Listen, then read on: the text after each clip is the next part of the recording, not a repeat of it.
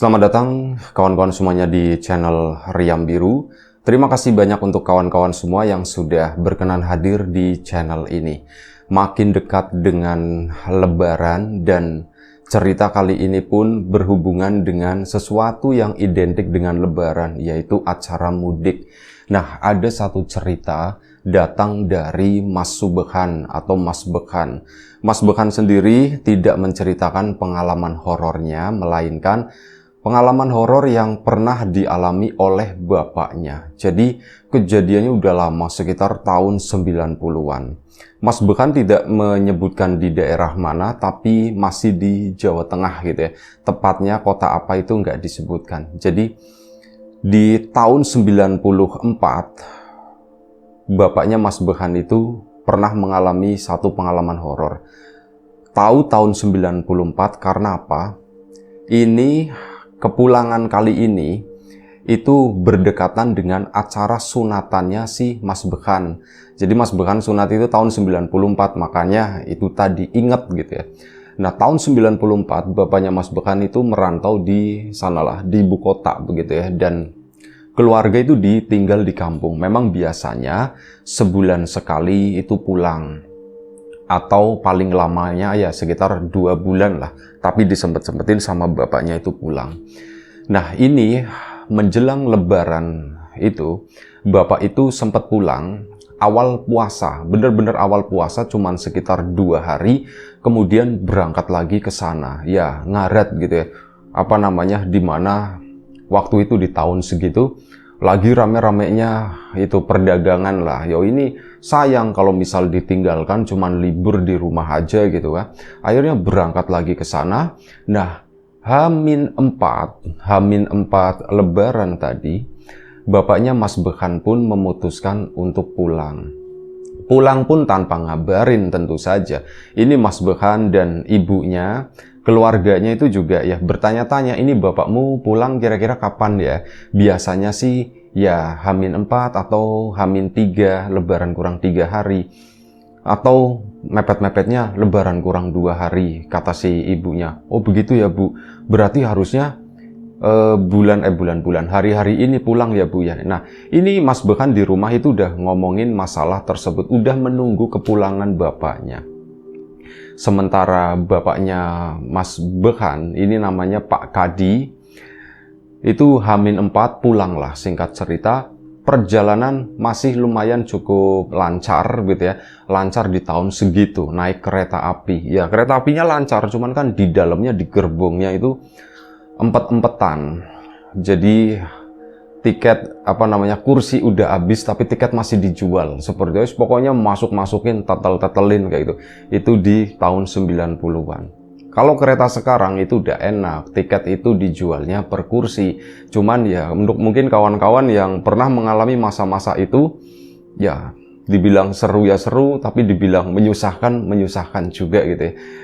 Narator pernah mengalami hal seperti itu, empet-empetan, tidur di kolong ini yang buat jalan, koridor itu pernah.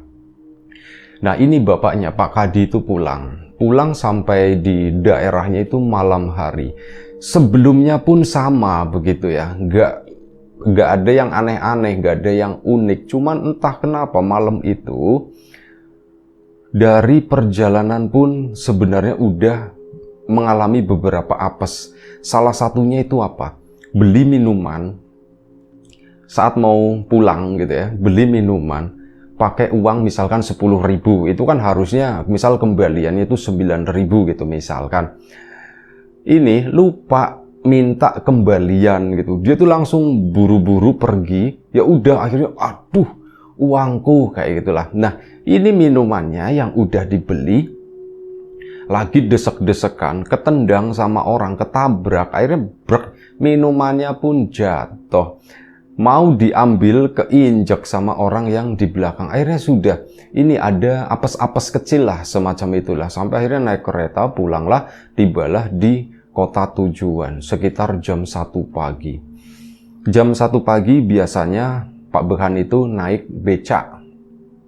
Udah menjadi semacam langganan, setiap tahun itu seperti itu. Bahkan Saat pulang reguler, bukan momen-momen mudik seperti pada saat itu juga, naiknya itu becak dan biasa-biasa aja, tidak pernah ada masalah. Nah, waktu itu tumben juga Pak Kadi itu ketemu sama Pak Kodir. Pak Kodir itu adalah seorang tukang becak.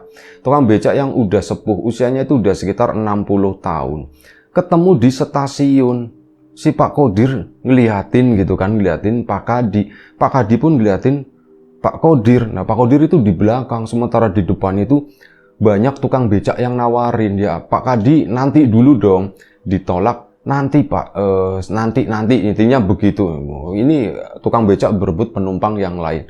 Pak Kadi melipir ke arah belakang sana, ngedeket ke arah Pak Kodir. Gitu kan, disapa sama Pak Kodir.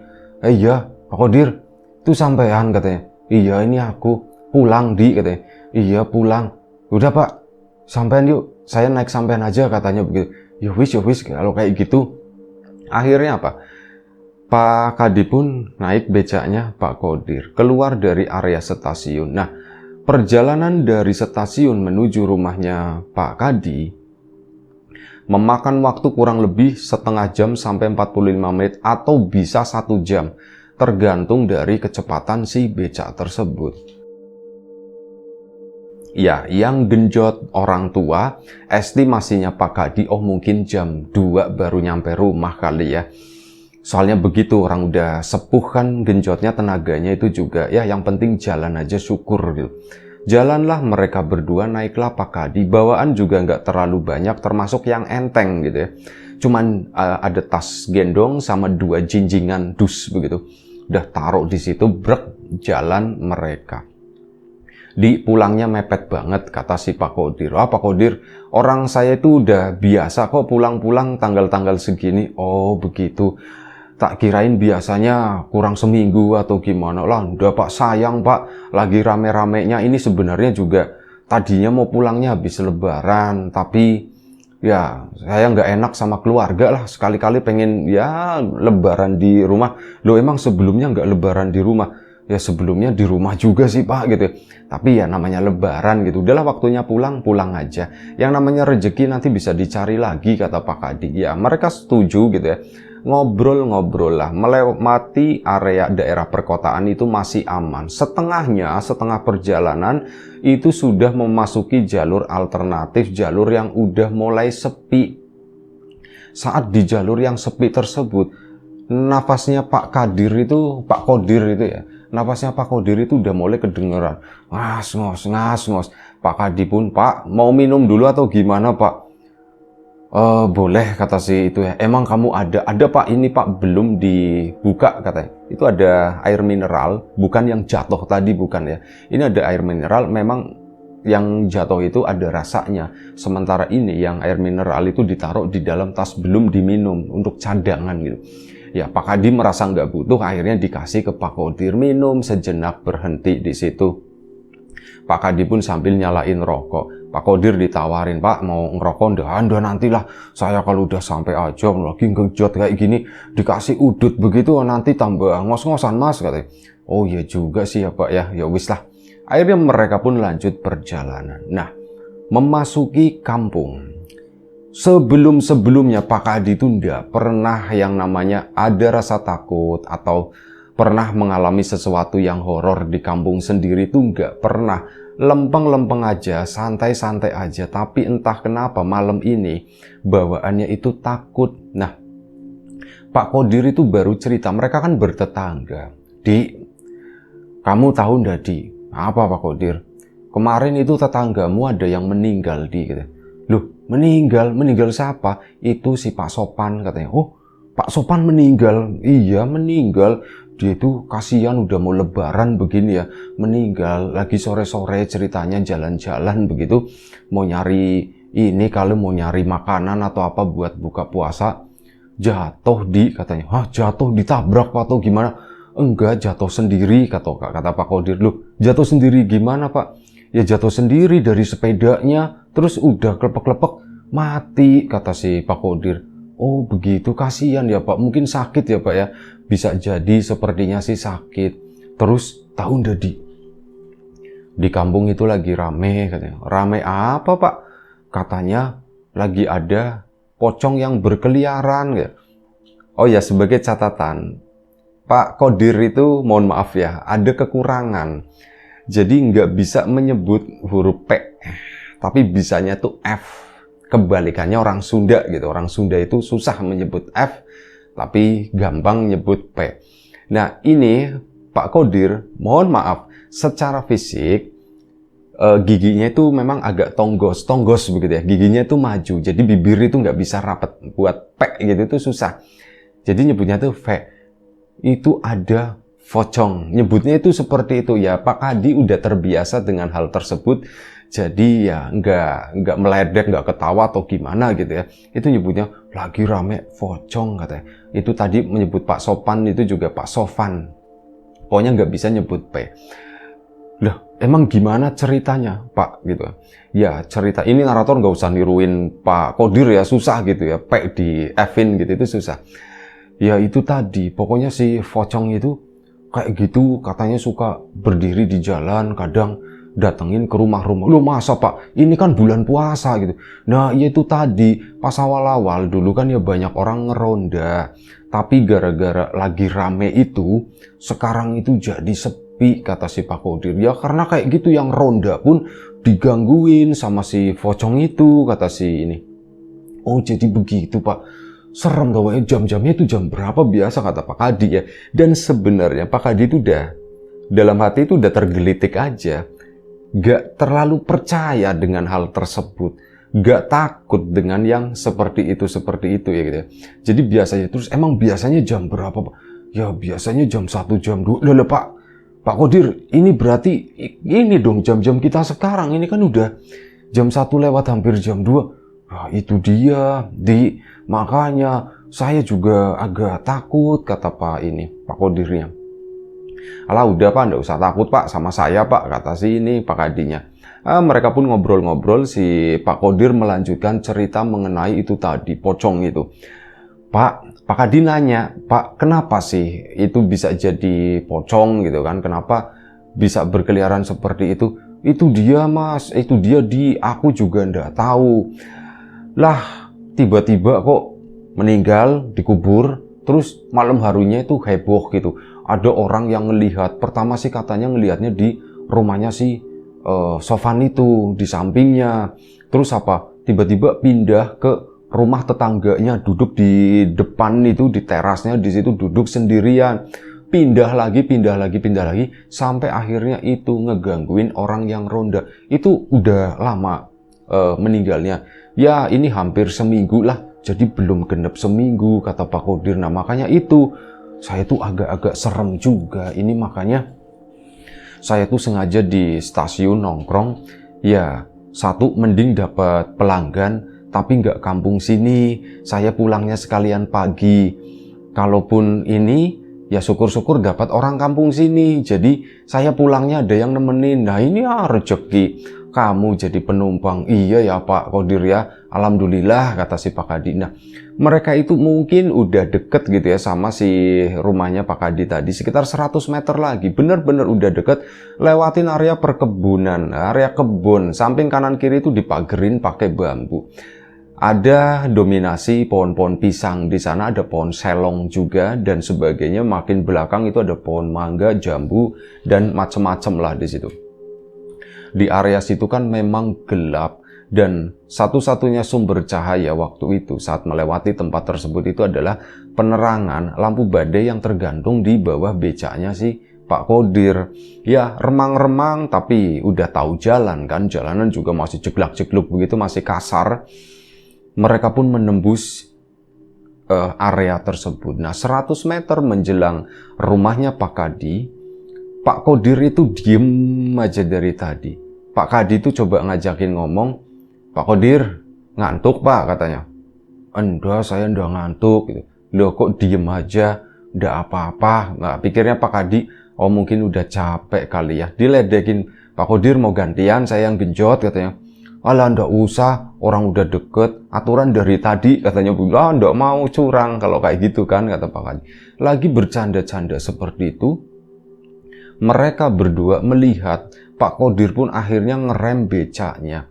Di kejauhan sana, mungkin jarak 10-15 meter di depan, di sebelah kiri, ada sesuatu yang berdiri itu berwarna putih. Dan itu identik dengan pocong ya, kalau versinya Pak Kodir. Itu identik dengan yang namanya pocong tadi. Berhenti di rem gitu kan.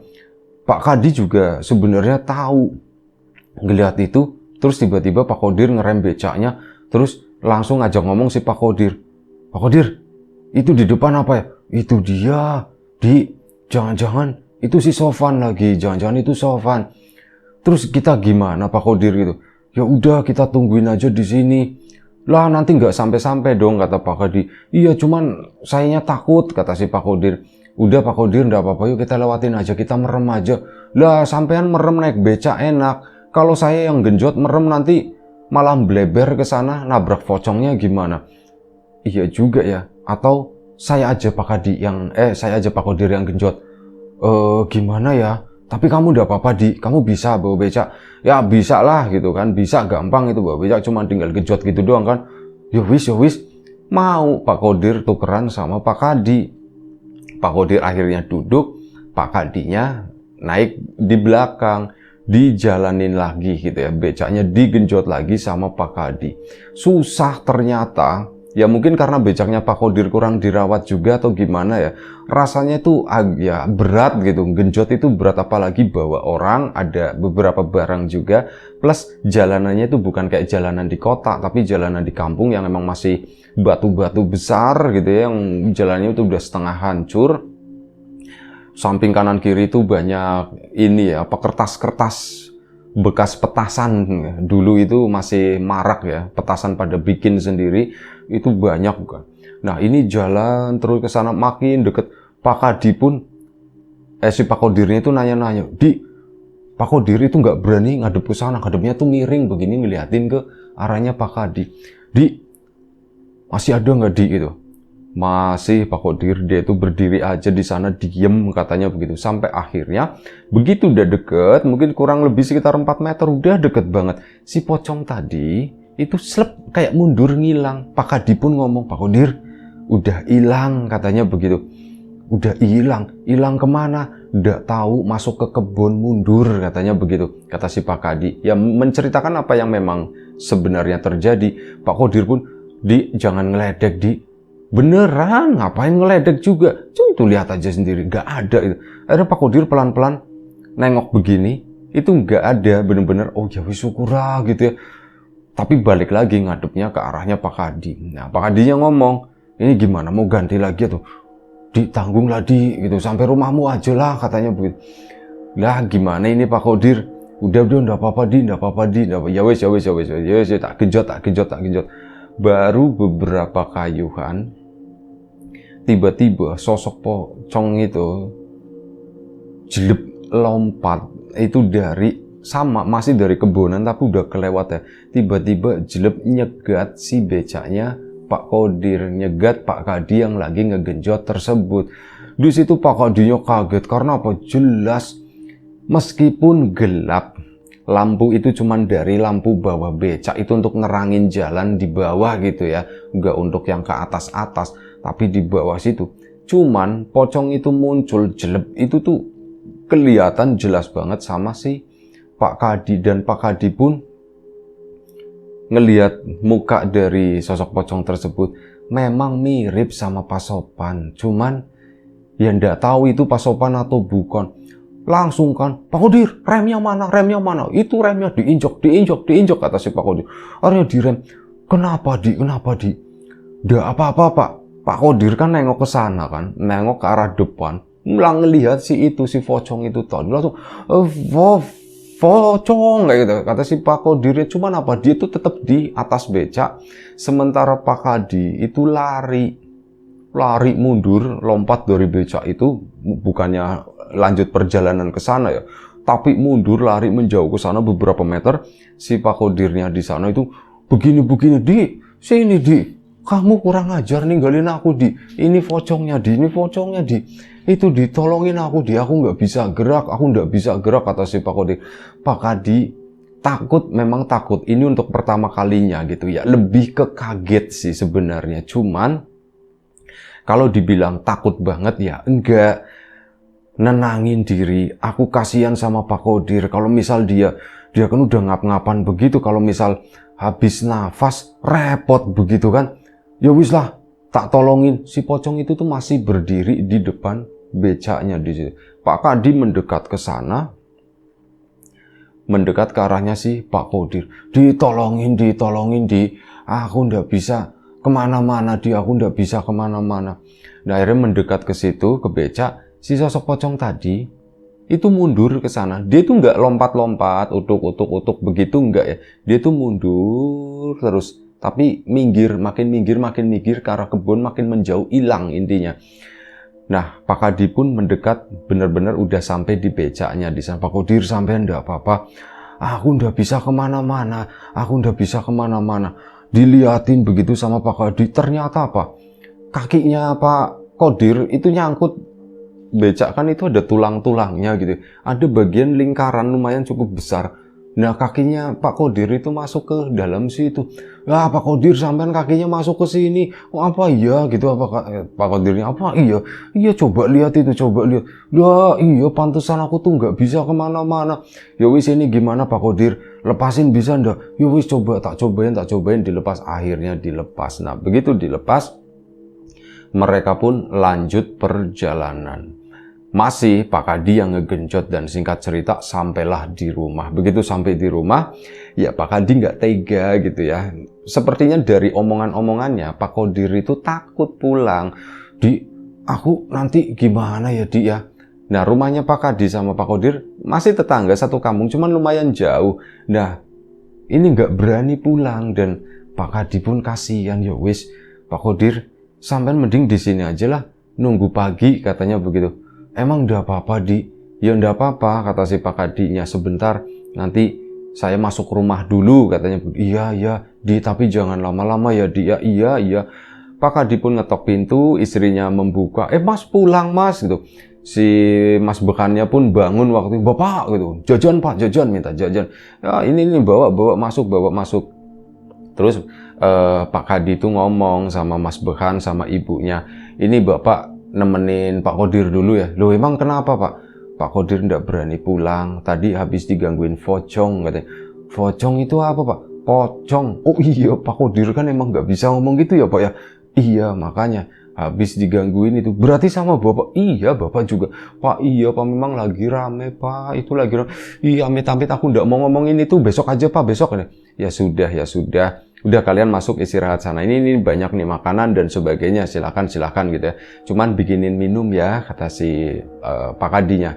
Iya Pak, dibikin sama istrinya. Akhirnya sama Pak Qadir, nemenin Pak Qadir di sana. Pak Qadirnya yang nggak tahan.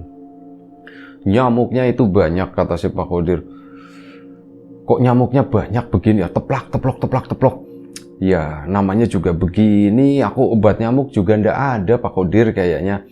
Ya nggak apa-apa lah, yang penting aku ndak pulang, yang penting aku ada yang nemenin gitu. Iya, tak temenin sini, terserah sampean mau jam berapa, katanya. Ya terserah, katanya. Nyampe pagi kalau bisa sampai subuh, kata, kecuali nanti ada orang lewat, nanti aku minta ditemenin gitu. Iya. Akhirnya Pak Kadi yang udah dari tadi capek perjalanan kan, gelar tikar di situ ya. Akhirnya rebahan begitu, dan Pak Kadi pun kayak, aduh, Pak Qadir, mending sampean istirahat juga deh di sini. Udah temen yuk, tidur di sini berdua yuk gitu. Bentar, ambilin sarung. Akhirnya dikasih sarung biar nggak terlalu diganggu sama nyamuk gitu ya. Akhirnya apa? Dikasih sarung satu persatu. Pak Qadir pun tidur di sana. Pak Kadi, ini Pak Qadir udah ngorok gitu ya. Si Pak Kadinya sendiri itu belum tidur karena nggak nyaman. Ini aduh, aku tidur di luar begini. Pak Qadir udah ngorok, udahlah aman lah gitu ya, tak tinggal masuk aja.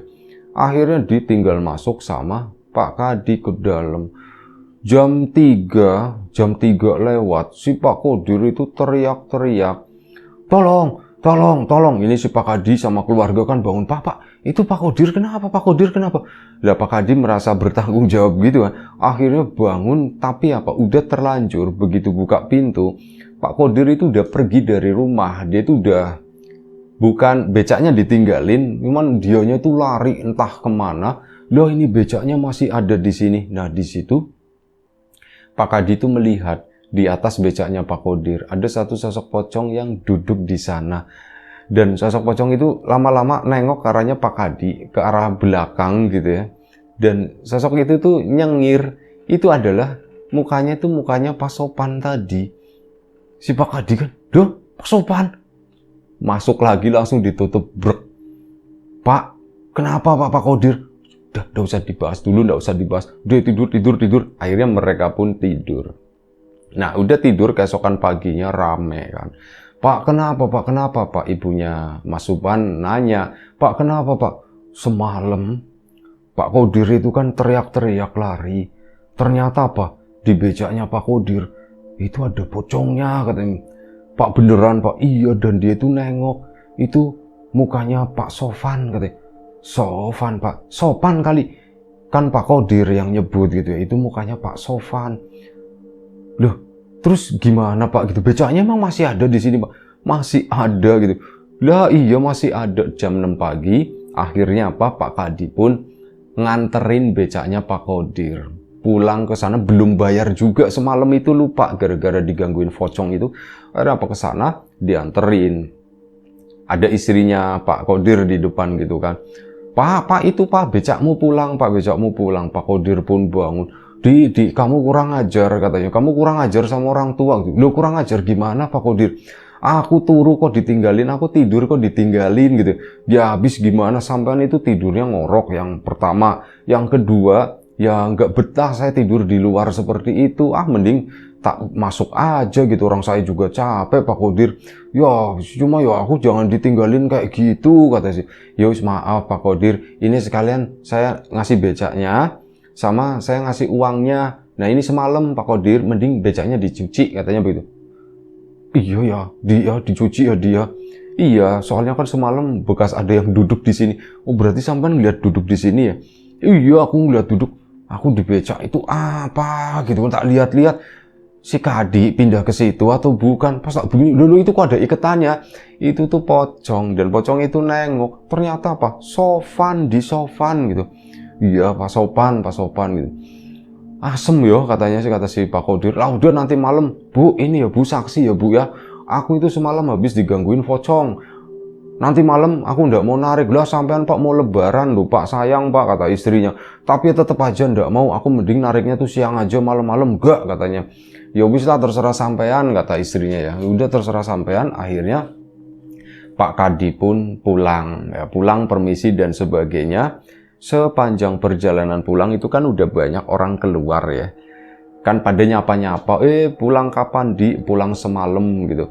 Ini ya dihiasi dengan cerita-cerita itu, cerita-cerita pocong tadi. Ya Pak Kadi pun cerita ke warga semalam, soalnya juga digangguin, tapi di situ Pak Kadi nggak mau menyebutkan itu tuh mukanya kayak si Pak Sofan. Pak Kadi, versinya Pak Kadi tuh nggak tahu, cuman nggak kelihatan mukanya tuh cuman hitam doang begitu ya. Hanya seperti ya untuk melindungi, menjaga gitu ya nama baiknya Pak Sopan juga. Jadi diplesetin lah gitu ya. Jadi aku tuh nggak ngeliat mukanya tuh pas miring begini lah, mukanya hitam kayak gitu. Yo serem gitu. Akhirnya itu. Nah, Pak Kodir itu juga semalam yang digangguin begini-begini. Nah, siang harinya rumahnya Pak Kodir itu ramai, banyak yang nanyain. Dan di situ katanya Pak Kodir banyak yang ngasih rokok gitu ya. Untung lah, intinya seperti itu ya. Itu aja satu cerita dari Mas Bekan mengenai pengalaman bapaknya mudik. Terima kasih banyak atas support dan dukungan dari kawan-kawan semua. Kawan-kawan subscriber, kawan-kawan membership, kawan-kawan yang udah kasih support dalam bentuk super thanks Kriam Biru, kawan-kawan yang udah ngasih like, udah nge-share ke yang lainnya juga, kawan-kawan yang udah ninggalin komentar, terima kasih banyak. Doa terbaik dari kami untuk kawan-kawan semua, semoga selalu diberi kemudahan dalam hal apapun, termasuk kemudahan dalam hal rizki, yang sakit segera diberi kesembuhan, yang sehat tetap dijaga kesehatan. Selamat mudik, selamat sampai tujuan, selamat menunaikan ibadah puasa bagi kawan-kawan yang menjalankan. Jaga kesehatan kawan-kawan semuanya. Assalamualaikum warahmatullahi wabarakatuh.